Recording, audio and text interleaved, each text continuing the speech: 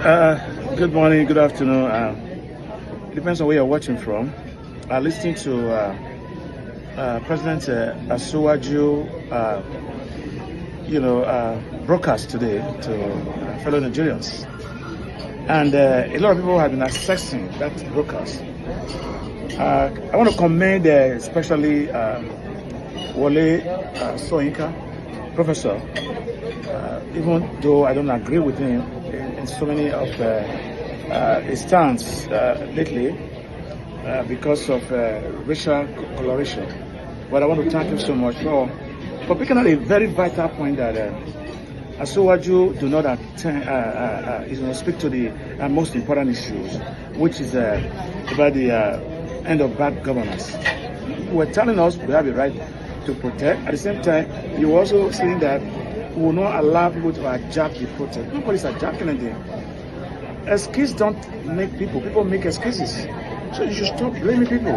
If you were doing well, nobody will go to the streets. I'm in Canada for some time. I'm going to France tomorrow. Nobody's protesting.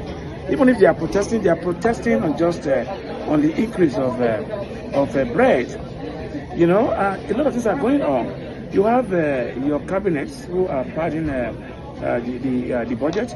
You have a better IDU, poverty alleviation woman. 37 billion were squandered and some were transferred to our account.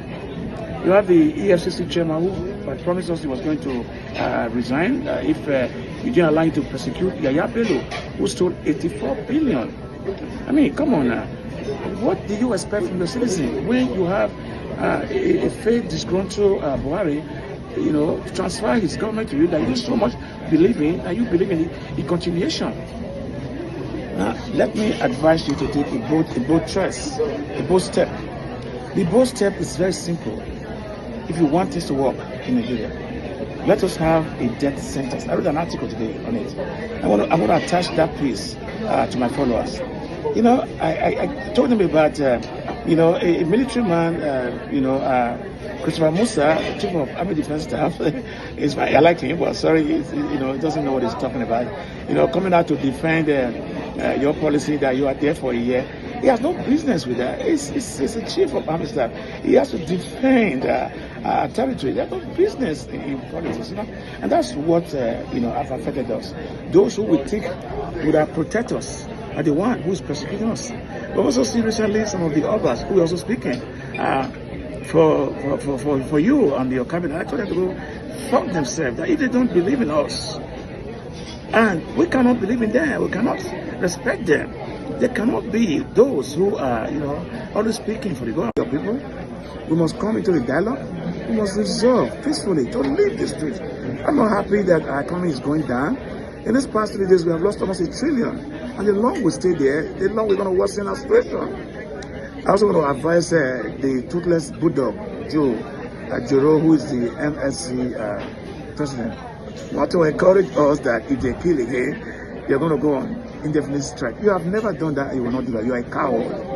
So we don't believe you, Yeah, so finally, I want to plead with my brothers and sisters who went out to go and protest peacefully. I want to also sympathize with the loss of life and also pray that the soul of those gallant men and women who sacrificed for us yesterday for us to live today rest in peace. I also want to encourage our father, our elder statesman, Wole Soyinka, to do this more often, that when something is wrong, say it's wrong. Let's call it what it is. I'm still expecting the likes of Tunde Bakari and the rest of you who went to Ojota when Jonathan were there and were living. We're very happy with us. You guys said Jonathan was good. So those of you who collapsed the administration of Jonathan, even though I wasn't Jonathan's supporter, it wasn't doing to my own satisfaction. That's my own opinion. But what are you people waiting for? Why are you not coming out? Why are we not hearing your voice? Like Ezekwele, or those people who just rant, just talk. Why? Huh? And to use shameless, what's your name again? Sari Tokumbo, shameless. Did you not see how your grandchildren are rubbishing you now, men and women? You thought you have monopoly over violence. You thought you can control them, they will not come out. But we are going to leave the streets. we just want one thing for all. Akpabio and his 40 thieves of the Alibaba in the Senate who are padding our budgets. The man who is also, representing us in Federal House of Representatives, who are also good for nothing. They should at least cut down their salary, and then they should increase the police and so their salary, so that they all can be living very happily. If people are happy, I can assure you, there is no need to go on the rampage or I'm in the restaurants there early in the morning in Montreal, Quebec. You can see around. People are already eating. They are enjoying.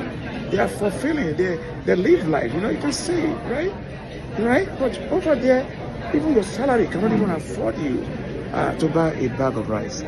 Things must change. We must end bad governance. We must sincerely end bad governance. Yes. Well,